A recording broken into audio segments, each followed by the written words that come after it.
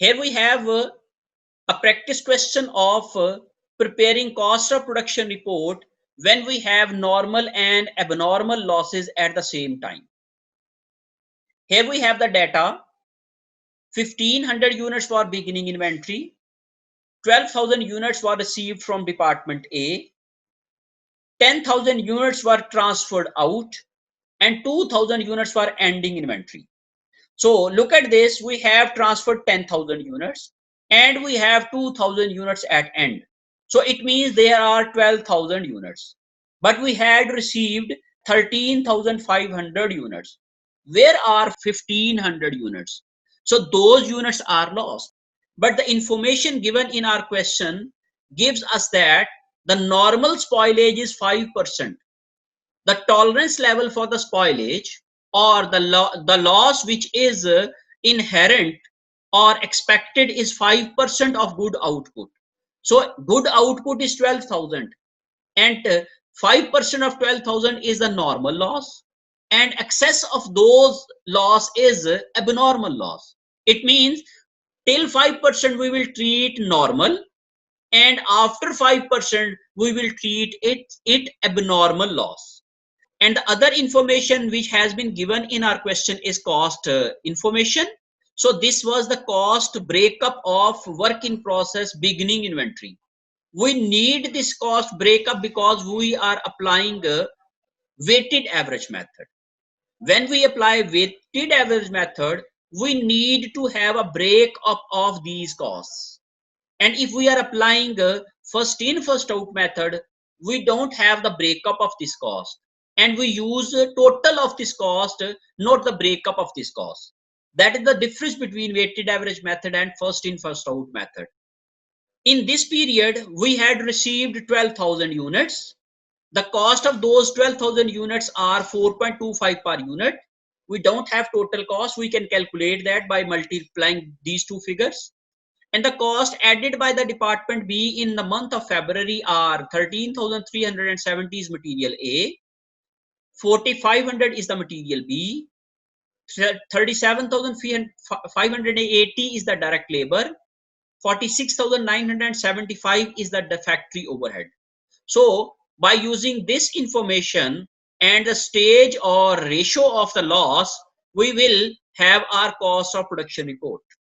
For preparing of cost of production report, at very first level we will have a quantity schedule and equivalent units. For the quantity schedule, we have the information given in our question, that is beginning work in process inventory, that is 1,500. Received in this period are 12,000 units, and the total units which we have to account for are 13,500. Out of these 13,500 units, we had completed 10,000 units and transferred them out to the finished goods. The information which is given to us is 5% is the normal loss. So output is 10,000 and the 5% of this 10,000 figure is the normal loss. So 10,000 5% is 500. So 500 units are normal loss. And what is the abnormal loss?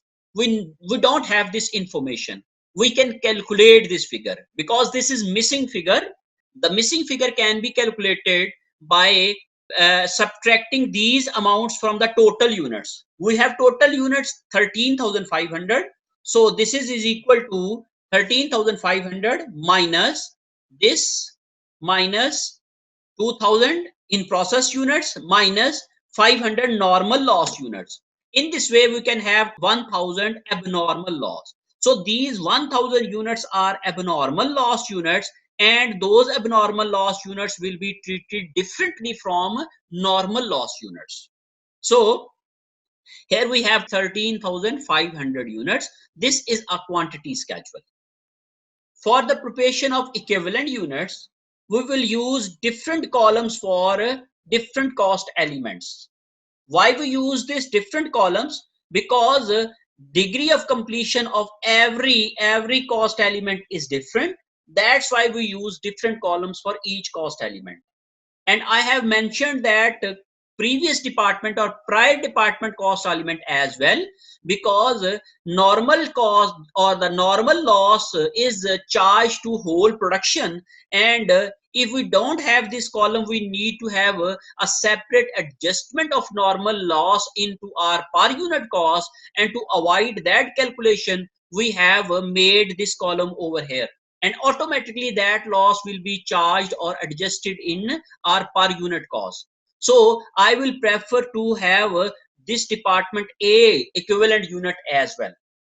So here we have completed 10,000 unit, and for the calculation of equivalent unit we will place 10,000 units in every column, because they are 100% complete with all aspects.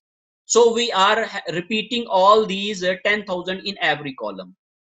With respect to ending inventory is 2000, and with respect to department A, ending inventory is 100% complete, because department A work was done, then they were transferred to department B. That's why they are 100% with respect to department A.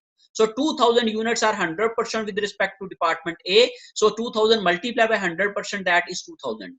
Material A was added at start of the period. This means that all units, whether completed or whether in process or whether lost units, have consumed the material. That's why they are 100% with respect to materials A. So 2000 multiplied by 100%, that is 2000. What about material B? Material B was added to end of the process. That's why these units are not still reached to the end of the process. They are only 50% completed. So no material B has been added to them. That's why they are 0% complete. The stage of completion of material B is 0%. That's why 2000 multiplied by 0%, that is 0. With respect to direct labor, that is 1000. With respect to labor, this is 50% complete, mean half completed.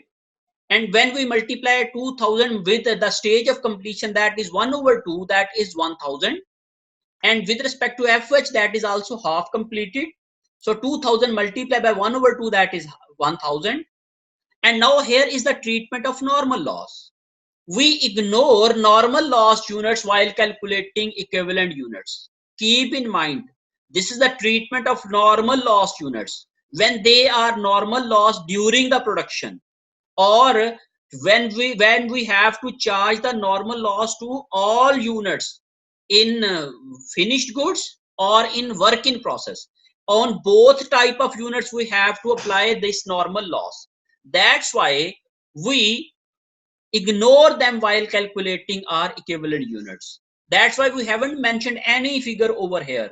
So ignore them, or don't write them, or don't add them to the equivalent units of normal loss. Then what about the abnormal loss? Abnormal loss will be considered or written in calculation of equivalent units, because those units were lost and we have to separate the loss of those units from good units. That's why we had added them in equivalent units.